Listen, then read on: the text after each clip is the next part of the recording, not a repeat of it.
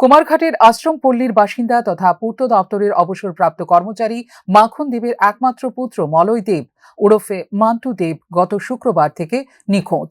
পেশায় ব্যবসায়ী মান্টু কুমারঘাটে অত্যন্ত সুপরিচিত ব্যক্তি। গত শুক্রবার মান্টু দোকান বন্ধ করে এক বন্ধুর সাথে স্কুটি নিয়ে ধর্মনগরের উদ্দেশ্যে যায় এবং তার সাথে ছিল স্কুটি, কিছু টাকা পয়সা এবং দোকানের চাবি। ঘটনার ৮ দিন অতিক্রান্ত হলেও এখনো মান্টু বাড়ি ফিরে আসেনি। তার পরিবারের লোকজন ও বাবা সংবাদ মাধ্যমের মুখোমুখি হয়ে তাকে ফিরে পাওয়ার জন্য সকলের সহযোগিতা কামনা করেছেন। ওই তো সাংবাদিকের কাছে আবেদন করছি, আমার ছেলে নিখোঁজ। তারপর আমার নাম হইলো মাখন দেব, ছেলের নাম হইলো মান্টু দেব, মলয় দেব আছে দেখে। তখন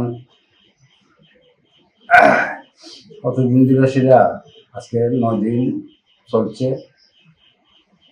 তার কোনো খোঁজ খবর পাইতেছি না, মোবাইলও নিছে না।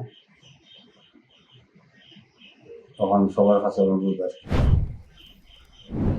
মান্টুর বাবা মাখন দেব কুমারঘাট থানায় একটি নিখোঁজ ডায়েরি করেছেন।